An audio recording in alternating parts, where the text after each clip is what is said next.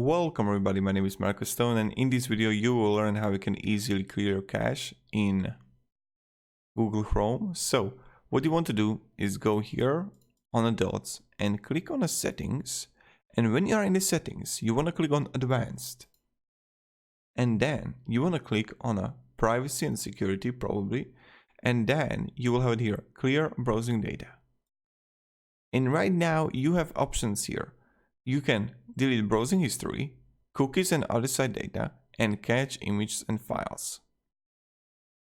So this is how we can do it. And then what we're going to do is clear data. Let's say that I'm going to clear on this.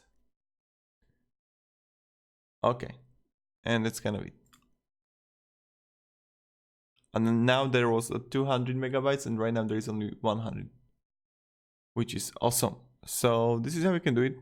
Thank you very much everybody for watching. If you enjoyed this video, you can support and subscribe. I'll be really thankful for that. And that's kind of it. Thank you and goodbye.